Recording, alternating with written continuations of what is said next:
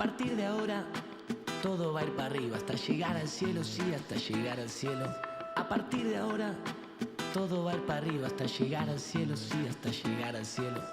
Es sabio el optimismo, pero pésima la experiencia. Estando bien abajo, ya no es cuestión de ciencia. Dichosos Tal como les dije al principio del programa, Horacio Calderón, gracias por venir, un lujo. Un placer después de tanto tiempo. Gracias, que siempre está en las cadenas internacionales hablando de estos temas de política internacional.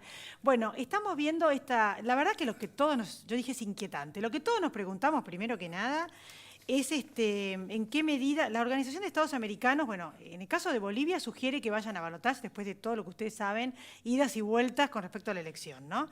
Que uno se pregunta si va a ser otro dictador más, como el caso de Venezuela, que está por fuera de la ley.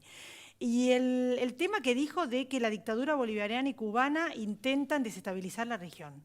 ¿Es verdad que lo que está pasando en estos países como Chile, que no termina el conflicto y todo lo que pasó en Ecuador y demás, está la dictadura bolivariana y cubana? Bueno, yo creo que acá hay una multicausalidad en el conflicto tan grave que está atravesando Chile en este momento, y no se puede ser reduccionista frente a otros episodios, a otras crisis similares que se han visto, por ejemplo, en Europa, ¿no? Recientemente, o sea, hace pocos meses, cuando toda Francia y especialmente París se levantó violentamente contra el presidente Emmanuel Macron, ¿no? Y por supuesto, esto tiene un impacto global. Es decir, acá estamos atravesando un final de ciclo histórico de 5 siglos, ¿no? Con una especie de terremoto o tsunami, como se lo quiera llamar, geopolítico a escala global, ¿no? Y todo eso obviamente repercute en las agendas de las grandes potencias, de lo que son, entidades supranacionales. Está el Foro de San Pablo, por ejemplo, del cual tanto se habla en este momento, que tuvo su congreso en el mes de julio en Venezuela. Y por otro lado también están los otros grupos, como el grupo Bilderberg, por ejemplo, que es tan conocido, en el cual se reúnen más de 100 figuras del poder mundial para diseñar las grandes políticas globales del siglo. Es decir, no se puede ser reduccionista. Ahora, yendo, Elizabeth, a la pregunta, a ver, si Bolivia, que tiene, no olvidemos, un pleito histórico irresuelto con Chile, por la salida del Pacífico, de alguna manera también bloqueado por Perú, pero tiene un conflicto serio con Chile, Bolivia, por un lado, y Venezuela, con esos aires bolivarianos, también tiene cierto tipo de influencia, pero yo no creo que dentro del territorio chileno haya activistas, por ejemplo, de Venezuela, como sí creo que los hay acá en la Argentina. ¿Acá sí hay activistas? Yo creo que sí, que no se han activado, porque no ha habido episodios de violencia, salvo algunos esporádicos que hemos visto, no estamos hablando de los niveles que está atravesando Chile, pero por eso mismo yo me opuse, pero férreamente, a cualquier tipo de intervención por parte de la Argentina, sobre todo a nivel militar, en los asuntos internos de Venezuela, de ningún tipo, porque en lo personal yo soy un adherente firme a la doctrina Drago de no intervención en los asuntos internos de terceros países. ¿Por las represalias? No, por temor a la las doctrina Drago represalias. es claro, pero usted lo plantea por temor a las represalias. Por supuesto, al margen primero por una cuestión de principios, hablo de lo personal, ¿no? Sí. La doctrina Drago, que siempre ha regido la política exterior argentina, inclusive en tiempos de la dictadura militar, fue más o menos así, ¿no? Con respecto a lo que está ocurriendo en Chile, yo no diría que es ya un estadio de tipo guerra molecular, pero sí es un enfrentamiento muy duro, que me hace acordar, de alguna forma, aunque no fue tan violento, no hemos visto quemas de edificios, quema, por ejemplo, de autos, esta cosa, a lo que sucedió en la Argentina a fines del año 2013, en el cual la entonces presidente Cristina Fernández de Kirchner estuvo a punto de firmar el estado de conmoción interior. Recordemos que el Congreso argentino estaba en receso en ese momento, porque esto era a fin de año, el estado de conmoción interior y el estado de sitio, y por muy poco en realidad no se llegó a eso. Yo veía videos ayer, por supuesto, con la quema de edificios, quema de vehículos, pero también veía quema de, por ejemplo, robos de shops, o sea, de negocios, por parte de fuerzas del orden. Y eso me hacía recordar también ese famoso fin de año que me pareció muy duro del año 2013, ¿no? Donde había mucha ausencia de poder, ¿no? Sí, a lo que preocupa, todo preocupa, esto de que Diosdado Cabello, al principio del programa, lo que yo había dicho, ¿no?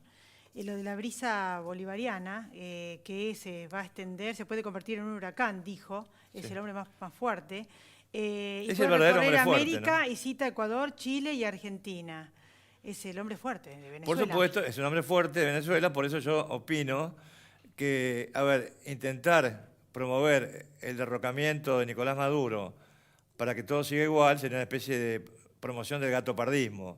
Es decir, acá hay una constelación de fuerzas en Venezuela que son un peligro para la seguridad regional, compuestas no solamente por Nicolás Maduro, sino por un grupo de generales que son los que tienen el poder real, militar, porque comandan grandes unidades de batalla que están relacionados con el narcotráfico regional y con el crimen organizado. Entonces yo, ¿cómo voy a respaldar, además de mis principios, por ejemplo, una intervención argentina en Venezuela, cuando ellos tienen la capacidad de lanzar un contragolpe en la Argentina y crearnos realmente un problema bastante grave, ¿no? Yo me pregunto en qué medida puede haber un efecto dominó, ya sea o de la violencia de Chile, que tiene que ver todo con la desigualdad y la corrupción en América Latina, que es lo que siempre decimos, y en qué medida puede pasar lo de Venezuela o lo de Evo Morales. O sea, realmente es preocupante esto que están diciendo muchas entidades internacionales. La situación de La OEA Venezuela también dijo. claro, es un capítulo aparte, porque yo creo que Nicolás Maduro o el régimen chavista, como quiera llamárselo, va a perdurar en el tiempo. Yo no veo en este momento, por supuesto, posibilidades hay, pero el grado de probabilidad de ocurrencia de un cambio brusco en la situación de Venezuela, yo lo veo realmente muy bajo. O sea, cuando todo el mundo decía acá que esa famosa irrupción de Juan Guaidó, cuando quiso romper el bloqueo, que iba a tener un efecto dominó dentro de Venezuela, no ocurrió nada. ¿Por qué? Porque lamentablemente muchos analistas, inclusive analistas de Venezuela, políticos venezolanos, no alcanzaron a leer la realidad en el terreno, ¿no? Y por último, me queda un minuto. A mí me da miedo que en América del Sur pase lo mismo que pasó en Medio Oriente.